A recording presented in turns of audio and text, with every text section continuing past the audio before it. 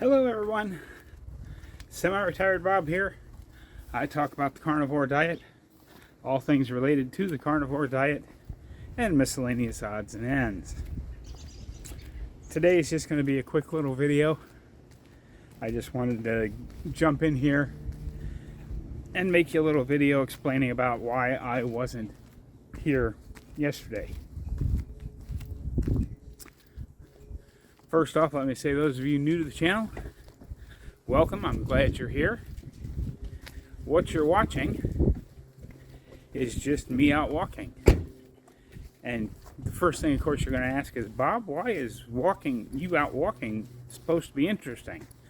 Well, I don't know that it is that interesting, but I started the carnivore diet exactly 8 months ago yesterday.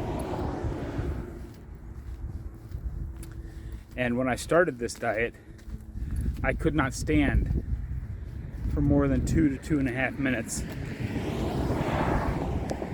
without having severe pain. Now I'm out here walking every day.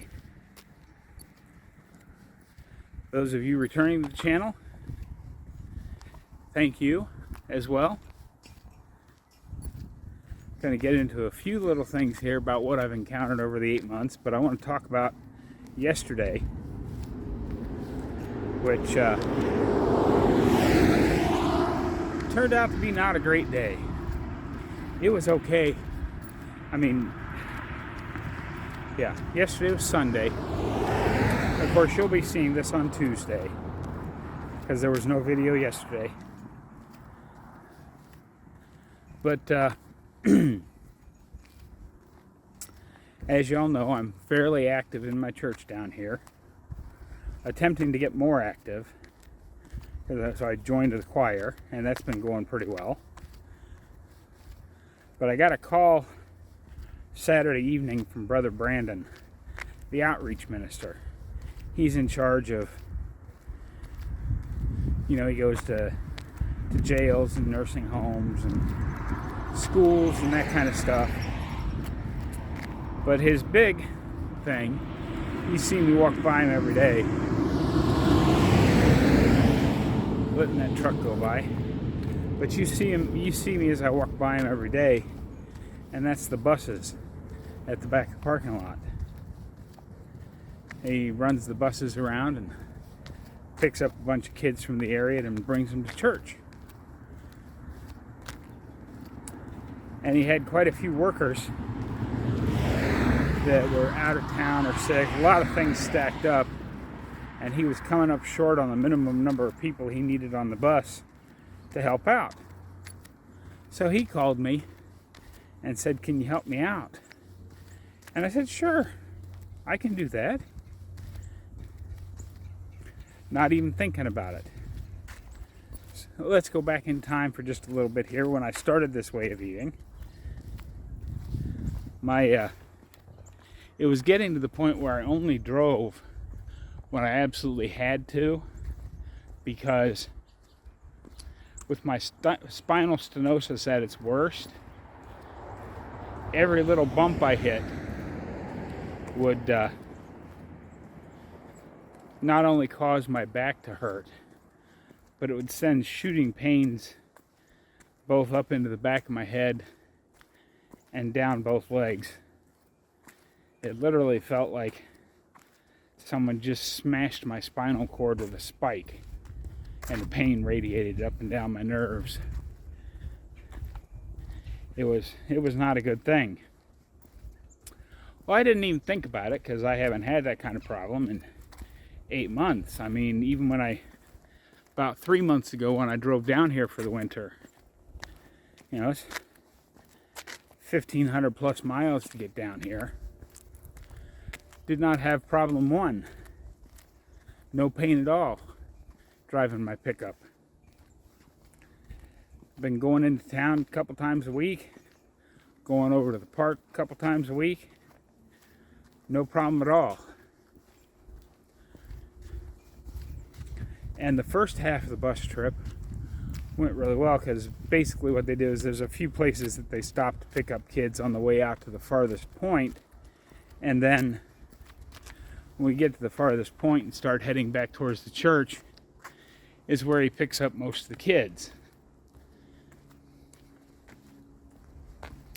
And as we were getting to the point where the bus was starting to fill up, because I was sitting about 4 rows back from the front, which is where I sat when we went out to see the Christmas lights. I didn't have any problem with that. But he asked me to move back in the bus to help out, as the kids, of course, they're going to fill in from the back. So I said, sure, no problem. And I moved to the back. And that turned out to be my undoing, that the bus ministry is not going to be for me. Because every little bump that bus hit, with me sitting closer to the back, sent shooting pains up and down my spine and down into my legs, just like it used to. A lot bigger bumps. And I was in so much pain by the time I got back to church and got off the bus. I went right to my trailer, took a pain pill and laid down. And then about an hour and a half later, had to take a second pain pill because my back was just on fire. But as you can see, I'm out walking today. Things are going much better. I'm not going to walk a lot, but I did want to get a little bit in so that I could talk about this and talk about a few of the things that I've encountered over the 8 months. But that's the big one. So the carnivore diet heals a lot,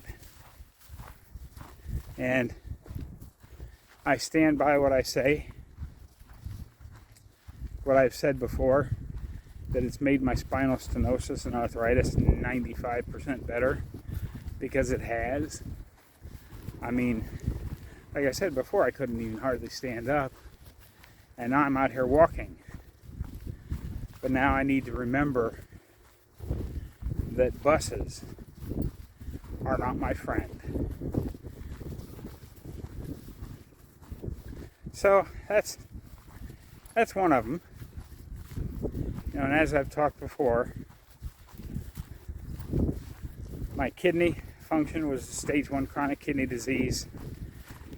That's completely gone. I had fatty liver with liver markers way out of whack. That's all gone. All my liver markers and kidney markers are lower than they've been in a decade. At least I'm assuming it's a decade. I can only go back 5 years on the online portal where I can look at all my previous tests. Certainly significantly lower than they've ever been before on what I can see. My inflammatory markers are all good. And of course, some of the big ones that have happened. My blood pressure before starting this way of life was running on the high side of normal to a little bit above that. It was always 140 to 144, 146, over 90, 92, 96, somewhere in that range. And that was taking 3 blood pressure medicines.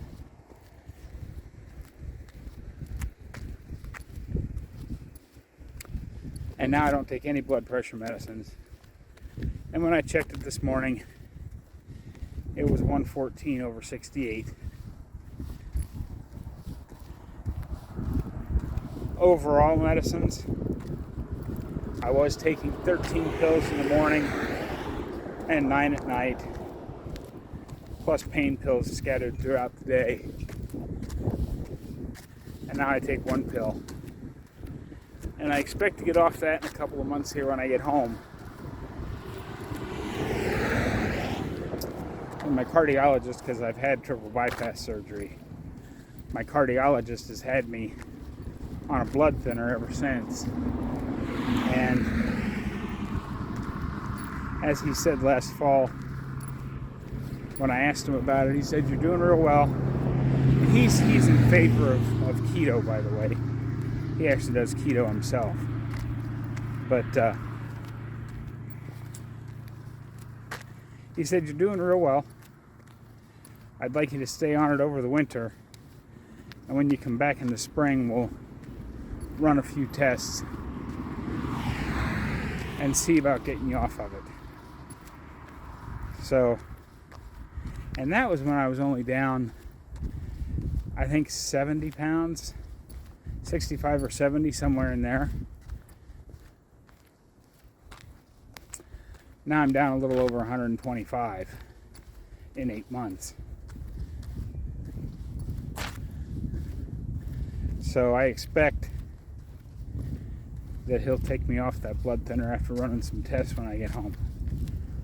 But if not,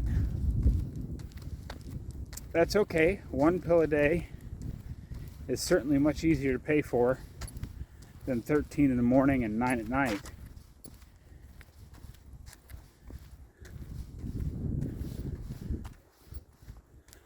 Just trying to think what else. Oh, yeah. The great big elephant in the room, besides me, type 2 diabetes.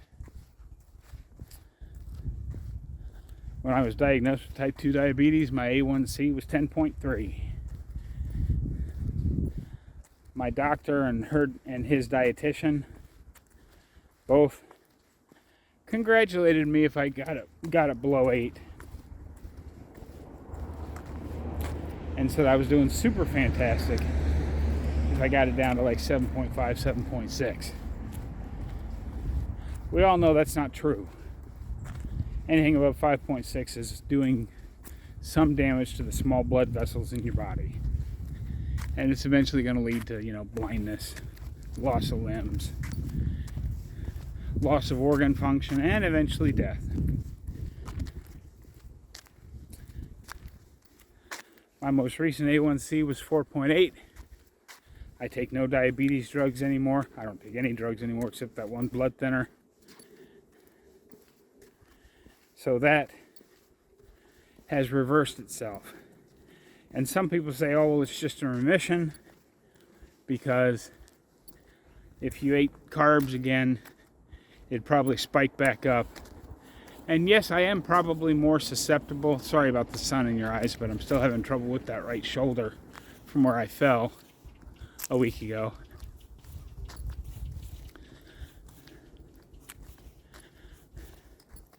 I'm sure I'm a little more susceptible to becoming diabetic again. But as I've told you before, on Thanksgiving, I had a small slice of pecan pie and 2 pieces of that pumpkin spice cake. And the last piece of pumpkin spice cake was just as we were leaving, so I got back here about 2 hours after I'd eaten that spice cake. And I was curious, so I checked my blood sugar. I don't remember exactly what it was. It was high 80s, 88, 86. I don't remember exactly what.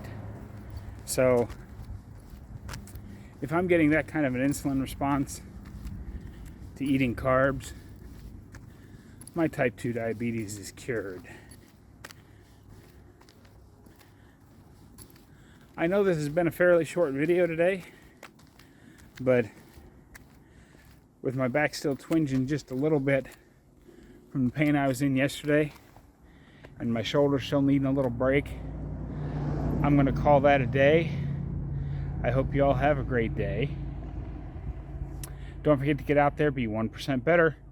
Have a great day, everybody. I will see you tomorrow.